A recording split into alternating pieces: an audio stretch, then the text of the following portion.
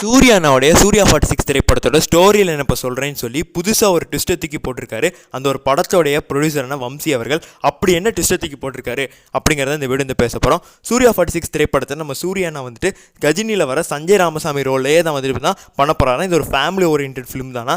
இந்த ஒரு கதை அப்படிங்கிறது ஒரு 45 வயது ஓல்டு ஹீரோவுக்கும் 20 இயர்ஸ் யங் ஹீரோயினுக்கும் நடக்கக்கூடிய லவ். அந்த 25 வருஷ கேப்பில் அவங்க 2 பேருக்குள்ளே வரக்கூடிய அந்த லவ்வை பற்றி தான் வந்துட்டு கதையாகவே வந்துட்டு இப்போ தான் வரப்போகுது அந்த மணிக்கு வந்து சொல்லியிருக்காரு. ஸோ இது இப்போ சூர்யா ஃபேன்ஸ் மத்தியில் ஒரு மிகப்பெரிய ஷாக்காக இருக்குது. இன்னொரு விஷயம் நமக்கு வந்து என்ன கிடைக்கிது அப்படின்னா, நம்ம ஒரு படத்தில் நம்ம சூர்யானா வந்துட்டு ஒரு பொண்ணை வந்து லவ் பண்ணுவார். ஸோ லவ் பண்ணும்போது அந்த பொண்ணு வந்துட்டு பார்த்தீங்கன்னா இறந்துருது. ஸோ இறந்த பிறகு அந்த லவ் பண்ணார் நம்ம சூர்யானா, அந்த லவ் பண்ணவங்களோட பொண்ணையே எடுத்துகிட்டு வந்து தான் லவ் பண்ணுறாரு அந்த மணிக்கு வந்து சொல்கிறாங்க.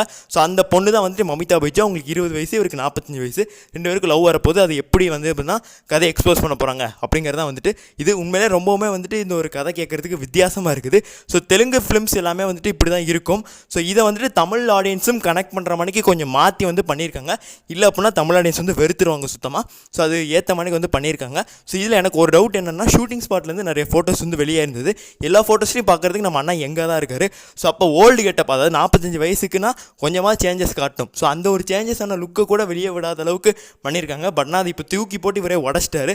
ஸோ அது இந்த ஒரு படத்தோட ஹைப்பை வந்துட்டு பூஸ்ட் பண்ணாலும் அது வந்துட்டு தேவையில்லாத வேலை. நம்ம வந்து ஸ்க்ரீன்ஸ்லேயே பார்த்து வந்துட்டு தெரிஞ்சுக்கலாம். பட் இவங்க சொன்னதுக்கான முக்கியமான காரணம் இப்போ வரைக்கும் இந்த மணிக்கு இருக்குது, உங்கள் மைண்டை வந்து செட் பண்ணிக்கோங்க அப்படிங்கிறது இப்போவே நமக்கு வந்து சொல்ல ஆரம்பிச்சிட்டாங்க. ஸோ அது வந்துட்டு இப்போ தான் ஒரு விதத்தில் வந்து ஹாப்பி தான். பட் எந்த மணிக்கு வந்து ஸ்டோரியை கொண்டு வந்திருக்காங்கன்னு சொல்லி நமக்கு வந்து தெரியல. எந்த விதத்தில் பார்த்தா நம்ம அண்ணா 45 வயசுக்காரன் மணிக்கு இருக்க மாட்டார், 30s அந்த மணிக்கு தான் இருக்கார். ஸோ அவரோட ஃபிசிக் அவ்வளோ நீட்டாக வந்து மெயின்டைன் பண்ணிட்டு இருக்காரு. ஸோ அதனால் ஒரு ஓல்ட் ஆக்கிறதுக்கு மேக்கப் தான் போட்டிருப்பாங்க. அந்த ஒரு லுக்குக்காக தான் நம்ம எல்லாருமே வந்துட்டு பார்த்தீங்கன்னா வெயிட்டிங். அதே மணிக்கு இந்த ஒரு திரைப்படம் ஒரு ஃபேமிலி ஓரியன்டான ஒரு ஃபிலிம் தான். அந்த ஒரு லவ்வை பேஸ் பண்ணியே வந்துட்டு சுற்றி வரப்போகுது. ஸோ எந்த மணிக்கு இருக்க போகுது அப்படி சொல்லி தெரியல. ஸோ இந்த ஒரு திரைப்படத்தை சம்மருக்கு ரிலீஸ் பண்ணலாம் அப்படின்னு சொல்லி அந்த டீம் வந்து பிளானில் இருக்காங்களாமா. ஸோ என்ன இதுக்கப்புறம் ஃபியூச்சர் அப்படி தான் பார்க்கணும். ஸோ இந்த ஒரு ஸ்டோரியில் என்ன கேட்கும்போது உங்களுக்கு என்ன ஃபீல் ஆகுது அப்படி கமெண்ட்ஸில் பதிவு பண்ணுங்கள், பார்த்து தெரிஞ்சுக்கிறேன். நன்றி, வணக்கம்.